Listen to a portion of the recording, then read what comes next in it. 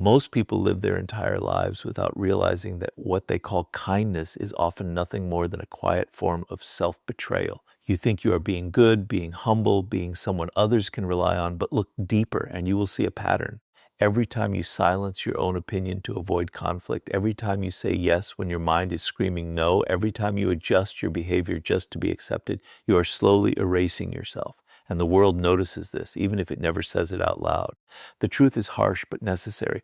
People do not respect those who constantly seek approval. They may smile at you, they may praise you, they may keep you around, but deep down they understand that your actions are driven by the need to be liked, not by strength. And once people sense that need, they begin to take advantage of it, subtly at first.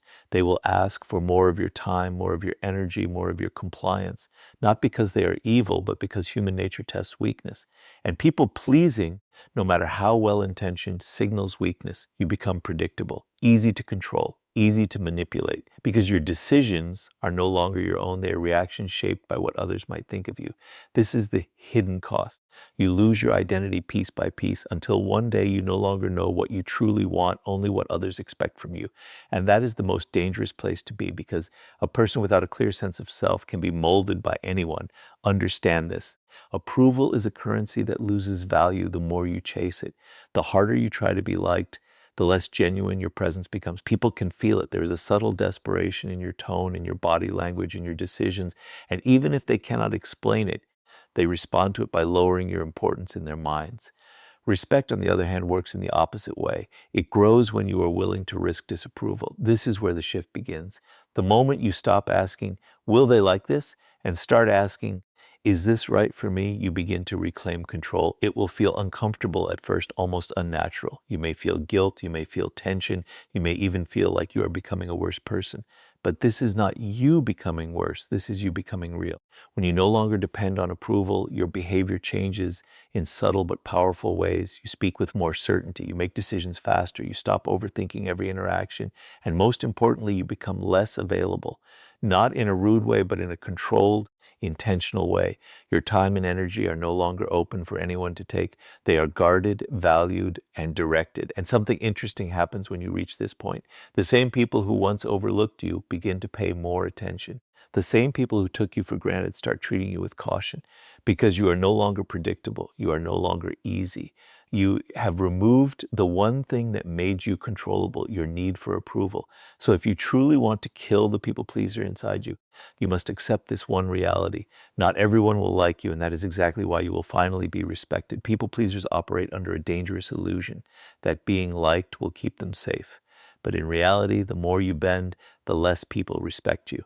Human nature doesn't reward constant agreement, it exploits it. When you never challenge, never say no, never create friction, you slowly train others to see you not as an equal, but as someone who exists for their convenience. And once that perception is formed, it becomes extremely difficult to break. Think about the dynamics of power in everyday interactions. The person who is always available, always agreeable, always sacrificing their own needs becomes predictable. And predictability in the realm of human psychology is weakness. It signals that there are no consequences for overstepping boundaries. So people begin to test you, subtly at first. A small favor here, an unreasonable request there. Each time you comply without resistance, you reinforce the idea that your limits don't matter.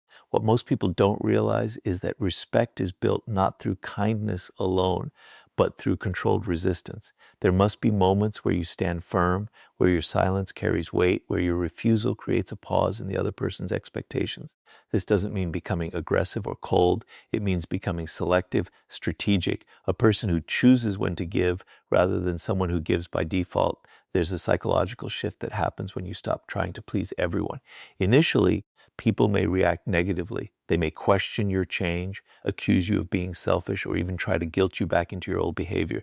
But this reaction is not a sign that you're doing something wrong. It's a sign that the dynamic is changing. You are breaking a pattern they benefited from. And naturally, people resist losing control. But if you remain consistent, something powerful begins to happen. The same people who once overlooked you start paying closer attention. Your words carry more weight because they are no longer given freely. Your presence becomes more valuable because it is no longer guaranteed. Scarcity creates value, even in human relationships. You must understand this clearly. Being respected often requires disappointing people, not constantly, not carelessly, but intentionally when your values or boundaries demand it. Every time you say no when it matters, you reclaim a piece of your identity. Every time you choose your priorities over someone else's expectations, you send a silent message that your time, your energy, and your self-respect are not negotiable. And here's the deeper truth. People don't actually respect those who try to please them all the time. They may like them, they may use them, but deep down, they don't admire them. Admiration comes from strength, from conviction, from the ability to stand alone if necessary. When you begin to embody that, you shift from being someone who is tolerated to someone who is valued. So the goal is not to become unkind. The goal is to become untouchable in your self-worth, to reach a point where your need for approval no longer dictates your actions. Because the moment you stop chasing validation, you start attracting respect. And that is the moment the people pleaser inside you begins to disappear. Most people think power comes from what you say, but real power often comes from what you choose not to reveal. The people pleaser has a habit of over-explaining, oversharing, and over-justifying their actions. They believe that by being transparent, by showing all their intentions, they will gain trust and approval. But in reality, this makes them easy to read, easy to predict, and ultimately easy to control. Human nature is drawn to mystery. When everything about you is visible, when your thoughts are constantly on display, there is no tension, no intrigue, no reason for others to invest energy in understanding you. You become simple, and simplicity in the social world often translates to vulnerability. The moment people feel they have fully figured you out, they stop valuing your presence and start managing it. This is why restraint is a form of power. When you speak less, people listen more carefully. When you reveal less, people pay more attention to the details you do share. Silence, when used correctly, creates psychological pressure. It forces others to fill the gap, to wonder, to second guess. And in that space, you gain control of the dynamic without saying a word. The people pleaser fears silence because they associate it with disconnection. They rush to fill every pause, to respond instantly, to explain themselves before anyone even questions them. But this constant need to clarify and justify actually weakens their position. It signals insecurity. It tells others that you are seeking validation, that you need to be understood in order to feel comfortable. And once that need is visible, it can be exploited. Instead, you must learn the discipline of holding back. Not everything needs to be explained. Not every opinion needs to be shared. Not every question deserves an immediate answer. When you begin to filter your words, when you choose carefully what to reveal and what to keep to yourself, you create a sense of depth. People begin to perceive you as someone who thinks before speaking, someone who operates with intention rather than impulse. There is also a strategic advantage to this. When others underestimate how much you see and understand, they become careless. They reveal their own intentions, their own weaknesses without realizing it. And because you are not constantly exposing your own thoughts, you are in a position to observe, to analyze, and to respond with precision when it matters most. This does not mean becoming distant or emotionally unavailable. It means becoming controlled. You still engage, you still connect, but you do so on your own terms. You give just enough to maintain the relationship, but never so much that you lose your position. You create boundaries not only with your actions, but with your information. Over time, this changes how people interact with you. They become more cautious, more respectful, more attentive. They realize that access to your thoughts and your time is not automatic. And that realization alone elevates your status in their eyes. So if you want to eliminate the people pleaser within you, start by mastering silence and selective expression. Because the less you need to explain yourself, the more power you begin to hold. There is a silent addiction that controls the people pleaser more than anything else, the need to be needed. It feels noble on the surface. You tell yourself that you are helpful, dependable, always there for others. But beneath that image lies something far more dangerous. Your sense of worth has become dependent on how much others rely on you. And the moment your value is tied to being needed, you lose the ability to walk away. This is where your power quietly disappears. When you constantly make yourself available, when you rush to solve other people's problems, when you position yourself as the one they can't function without, you think you are gaining importance. But what you are actually doing is lowering your leverage. Because the more you give without condition, the less people feel the need to earn your presence. You become a utility, not a priority. Power begins to return the moment you detach from this need. You must start by understanding a simple truth. Your value does not increase by how much you sacrifice. It increases by how selective you are. The most respected individuals are not the ones who are always there. They are the ones whose time and attention feel limited, controlled, and intentional. Their presence carries weight because it is not easily accessible. This requires a psychological shift. Instead of asking, how can I help everyone? You begin asking, who truly deserves my time? This question alone changes everything. It forces you to evaluate people not based on their demands, but based on their alignment with your values, your goals, and your respect. And here is where it becomes uncomfortable. You will have to let people struggle. You will have to watch others solve problems without you. You will have to resist the urge to step in, to fix, to prove your usefulness. Because every time you jump in unnecessarily, you reinforce your old identity, the one that seeks validation through service. But when you hold back, something unexpected happens. People begin to step up. They become more resourceful, more independent, and more importantly, they begin to respect your boundaries. They realize that your involvement is not automatic. It is earned. There is also a deeper layer to this. When you stop making yourself constantly available, you create space for your own growth. The time and energy you once gave away so freely can now be invested in yourself, your skills, your mindset, your direction. And as you grow, your value naturally increases, not because you are doing more for others, but because you are becoming more within yourself. The people pleaser fears this shift because it feels like losing connection, but in reality, it filters your connections. The people who only valued you for what you could do for them will slowly fade away, and the ones who remain will see you differently, not as someone to use, but as someone to respect. You must remember this. Dependency is not power, independence is. The moment you no longer need to be needed, you become dangerous in the best possible way. You can choose your interactions, control your energy, and walk away without hesitation. And that is when your presence stops being taken for granted and starts being taken seriously. Most people don't realize that the final trap of being a people pleaser is not what others do to you. It's what you continue to allow even after you become aware. By the time you reach this point, you already understand manipulation, you already recognize fake approval, and you already see how your need to be liked has been quietly draining your energy. But awareness alone is not transformation. The real shift happens when you start enforcing consequences silently, consistently, and without guilt. You see, people treat you based on patterns. If you've spent years saying yes when you wanted to say no, tolerating disrespect disguised as jokes, or over-explaining yourself just to avoid conflict, then others have learned something very dangerous about you. They've learned that your boundaries are flexible, and flexible boundaries invite pressure. This is why even after you decide to change, people will test you. They will push a little more, ask a little more, and expect the old version of you to respond. This is the moment where most people fail. They think changing their mindset is enough. It's not. You must change your behavior in a way that makes others uncomfortable at first. That discomfort is necessary. When you stop explaining yourself, when you give shorter answers, when you say no without wrapping it in apologies, people will notice. Some will respect you more, others will resist. The resistance is your confirmation that the old dynamic is breaking.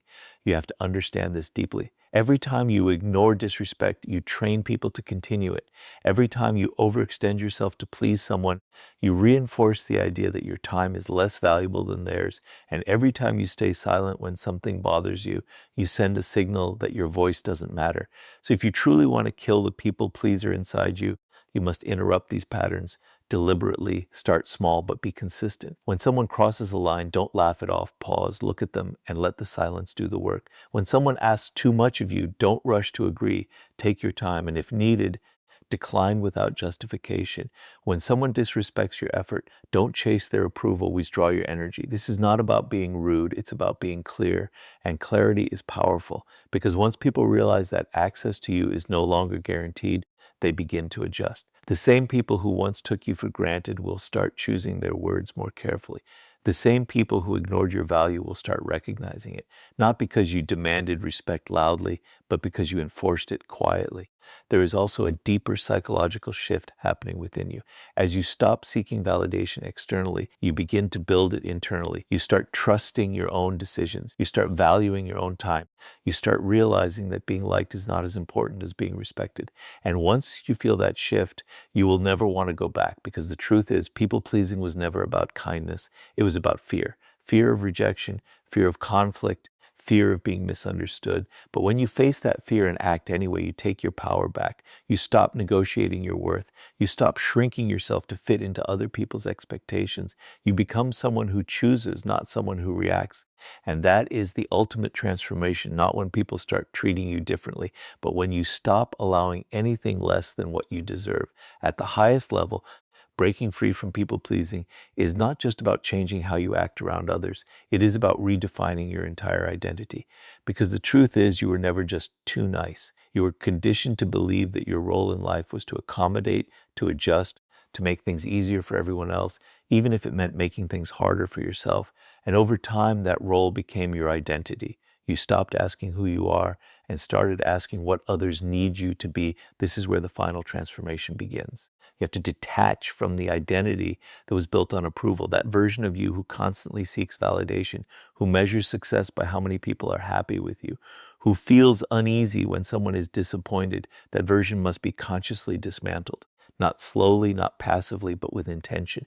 Because if you don't define who you are, the world will continue to define it for you. Start by recognizing that not everyone needs to like you.